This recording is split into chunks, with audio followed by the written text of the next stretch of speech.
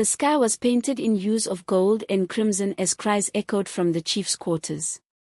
Inside, a weary but joyful woman cradled a newborn, her dark eyes filled with both relief and wonder.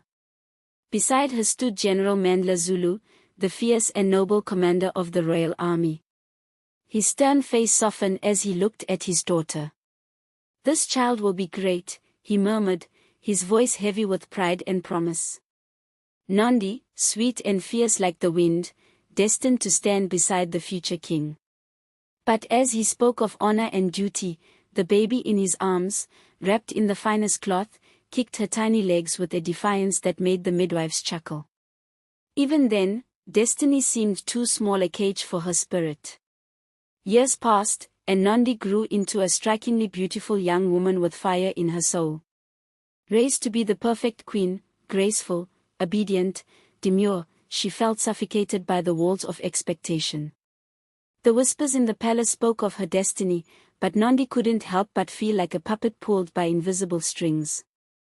Her father, the commander of the royal army, led the finest soldiers in the kingdom, their skills unmatched. Nandi, however, was not allowed to partake in their training. A queen did not need the skills of a soldier.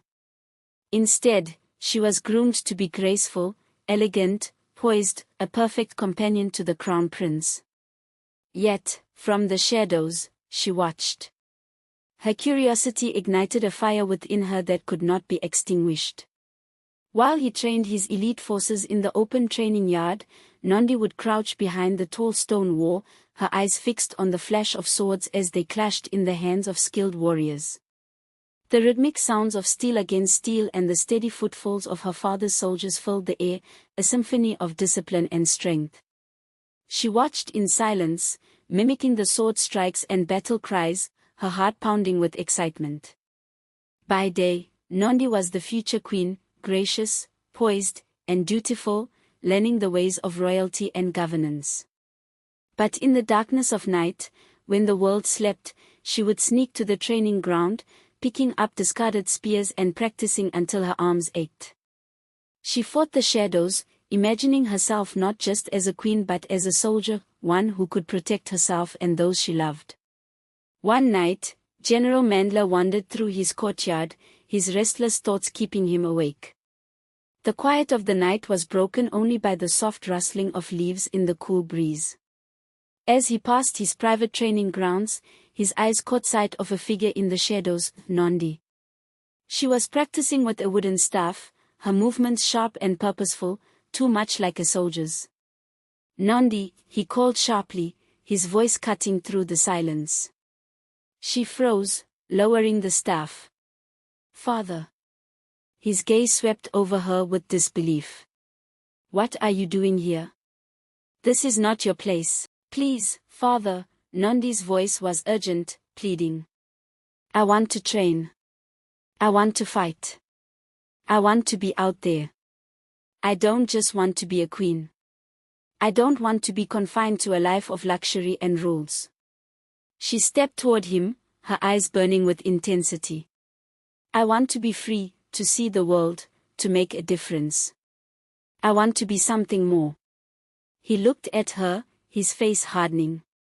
"You are the future queen of Izulu. And whether you accept it or not, this is your destiny. You will not waste your time with such nonsense." Her anger flared, and she slammed the staff to the ground. "I don't want to be queen," she shouted, her voice raw with frustration. "I've never wanted this life. I'm tired of being pushed into a future I never chose. Nobody ever even asked me if I wanted to be queen." General Mandla's eyes darkened, his expression cold. "You will not disrespect your future like this. You will move into the palace. From now on, you will live with the queen, and she will teach you how to be a proper queen." Nandi's gaze flickered with defiance, her fists clenched. "You can't make me." "I already have," he said, his voice as sharp as steel. "And you will learn, Nandi. Whether you like it or not." One night, as the moon hung low over Izulu, Nandi made a choice. She fled from the palace, trading silks for worn clothes, slipping through the streets to a neighboring village. There, Nandi found a new world, where her name held no weight, and she was just another face in the crowd. She had left Isolo with little more than a suitcase with enough money to help her start a new life away from home. Jalingo City was a sharp contrast to the towering opulence of her homeland. It was modern, fast-paced, and yet teeming with a raw energy that spoke to Nandi's soul. The anonymity was liberating. She could finally breathe. Here, she could be herself, whoever that was, without the weight of destiny hanging over her. Nandi's days were spent in wonderment, exploring the unfamiliar city. The noise, the scent of street food, the endless lines of people rushing about, it was all a dizzying sensation. Her curiosity pushed her to wander further into the city, discovering new parts each day. The streets were alive with action, and yet, Nandi never felt truly alone, her heart always full of an unspoken desire for something more, something beyond the rigid life she had left behind. It was on her 8th day in the city that she saw a poster. Fighters wanted for the grand tournament, a showcase of skill and strength. Prize money awaits. Register now. The words glinted with promise. Nandi's heart quickened, not because of the prize, but because of the challenge. She wasn't here for money, but for the adventure. For the freedom to do something she'd only ever dreamt of. With a determined stride, she made her way to the event. When Nandi entered the arena, her eyes widened at the sight before her. It was nothing like the combat she knew. There were sections for archery, wrestling, gun training, and even advanced military techniques. People sparred with weapons Nandi had never seen before. Some wielded guns, others sophisticated swords and knives, their movements precise and powerful. She had expected to see traditional soldiers like the ones she knew from Isolo, but this was something else entirely. And then, she saw him. Saifo stood at the center of the arena, effortlessly wielding his sword. His movements were fluid, his stance commanding. His eyes, dark and enigmatic, took in everything around him, assessing his opponents with an uncanny calm. Tall, rugged, with a presence that demanded attention, Saifo was the epitome of what every fighter aspired to be. Handsome and confident, he was unbothered by the admiring looks from the crowd. But what struck Nandi the most was his confidence, it bordered on arrogance. As she approached the registration desk, the stares she received were palpable. There were only a few women in the arena, however, these were manly women, unlike Nandi who looked like a fragile princess. Nevertheless, she managed to register, and it was soon her turn. She was allowed to choose her opponent. She pointed to the man in the middle of the arena who was wiping his sword lazily. "I want to fight him," she bellowed brazenly. Everyone was stunned by her declaration as Saifo was the best among the best of the fighters in the area. "A pretty flower like you, wanting to fight. Save yourself the bruises," Saifo teased, clearly uninterested in fighting with a woman.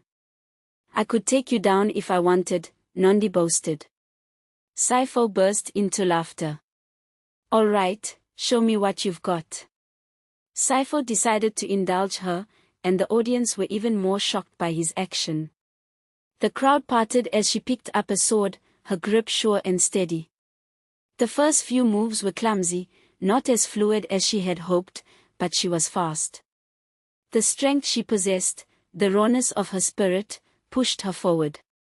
It wasn't perfect, but it was enough to surprise everyone. The men around her, used to seeing only the strongest of fighters, watched in stunned silence. The women, who had once been dismissive of her presence, now eyed her with jealousy, seeing something in her they hadn't expected. And then, Saifo. He watched her, his expression unreadable. There was something in his gaze now, a spark of interest. He wasn't the type to be impressed easily, but there was something about her. She wasn't just some delicate princess. Over the next few months, Saifo and Nandi began to train together, first as rivals, then as friends.